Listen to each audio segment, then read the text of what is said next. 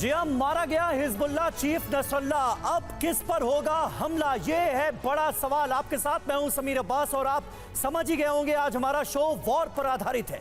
जिस तरह इजराइल अपने एक एक टारगेट को ढेर करता जा रहा है, उसके बाद यह सवाल खड़ा हो गया है कि नसरुल्लाह के बाद अब किस पर हमला होने वाला है।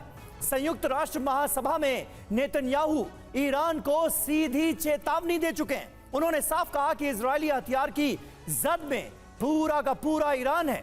उनके इसी भाषण के दौरान शुक्रवार को हसन नसरुल्लाह आईडीएफ की बमबारी में मारा गया। इसके बाद ईरान के सुप्रीम लीडर आयतुल्लाह खामेनेई को तुरंत सुरक्षित ठिकाने पर पहुंचा दिया गया। ईरान के शीर्ष नेतृत्व में दहशत है। गाजा में हमास के मुखिया याह्या सिनवार की लोकेशन भी बदल चुकी है। खौफ इतना है कि हमास नेता विदेश में बैठे अपने लीडर से बातचीत तक बंद कर चुके हैं। लेबनान में होने वाली हमास की सभी मीटिंग्स कैंसिल हो गई। इसलिए यह सवाल है कि अब इजराइल का अगला टारगेट कौन है? क्या वो सिनवार है? आखिर खामेनेई को बंकर में क्यों छिपाना पड़ गया? पश्चिम एशिया में महायुद्ध भड़कता दिख रहा है। बदले की आग दोनों तरफ लगी हुई है।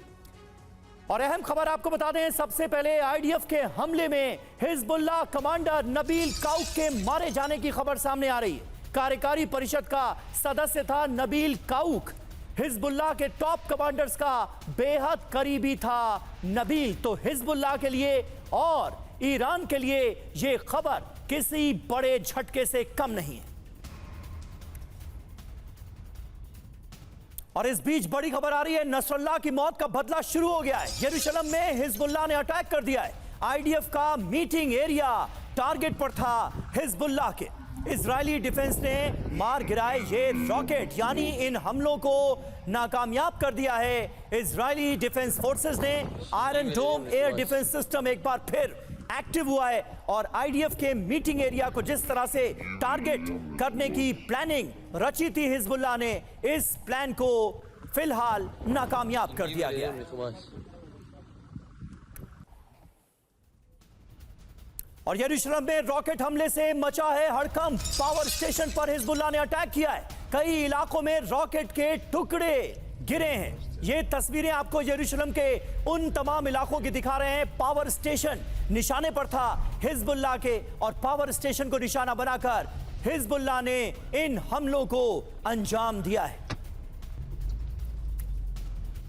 और हमारे साथ इस वक्त कुछ खास मेहमान जुड़ रहे हैं, उनसे आपका तारुफ करा दें। लेफ्टिनेंट जनरल संजय कुलकर्णी हमारे साथ मौजूद हैं बतौर डिफेंस एक्सपर्ट, और प्रोफेसर संजय भारद्वाज विदेश मामलों के जानकार हमारे साथ जुड़ चुके हैं। सबसे पहले कुलकर्णी साहब, मैं आपसे जानना चाहूंगा, इरादे क्या नजर आ रहे हैं हिजबुल्लाह के? क्योंकि इजराइल ने कमर तोड़कर रख दी है पूरे के पूरे संगठन की। हिजबुल्लाह चीफ नसरुल्लाह के मारे जाने के बाद क्या आपको लगता है कि पूरी फोर्स का, हिजबुल्लाह के तमाम लड़ाकों का इस वक्त मोराल डाउन होगा? क्योंकि हमले तो हो रहे हैं लेकिन उस तरह नहीं जैसे हर किसी ने सोचा था। धन्यवाद समीर। मैं कहूँगा कि जो मोराल है उस पर ज़बरदस्त असर पड़ता है जब आपका जो नेतृत्व कर रहे हैं वही मारे गए। तकरीबन 81% जो पूरा उनका कमांड एंड कंट्रोल जिनके पास था वो मारे गए हैं। इतने ज़बरदस्त एयर स्ट्राइक में 1-1.5 लाख के आसपास जो उनके रॉकेट्स इधर जहाँ जहाँ उन्होंने रखे थे वो, और कुछ नहीं तो कम से कम 30 से 40% उनका नुकसान हुआ होगा। लेबनान एक ऐसा देश है जिसमें सिर्फ हिजबुल्लाह ही नहीं बाकी भी लोग हैं, जिसमें तकरीबन 30% क्रिश्चियंस हैं, 30% सुन्नी हैं, और ये हैं हिजबुल्लाह है जो शियाइत ऑर्गेनाइजेशन है जिसका नेतृत्व नसरुल्लाह कर रहा था, जिसका अस्तित्व ईरान के द्वारा आता है, जिसका फंडिंग ईरान से आता है, और जिसका मकसद था किसी तरीके से लेबनान में स्थित होने के बावजूद जो लेबनान को परेशानी हो रही है वो भी एक ज़बरदस्त मैं कहूँगा असर उस ऑर्गेनाइजेशन पे पड़ता है।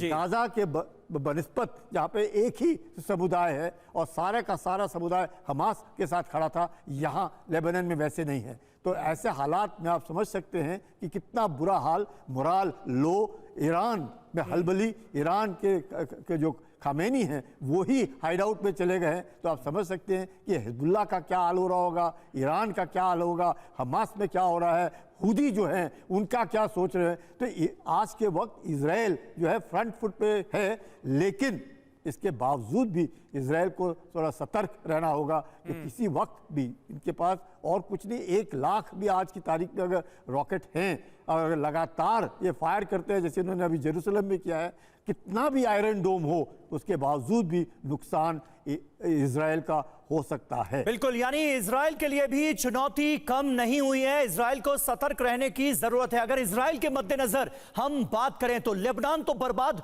होता हुआ हम अपनी आंखों के सामने देख ही रहे हैं हिजबुल्लाह के हमलों की वजह से।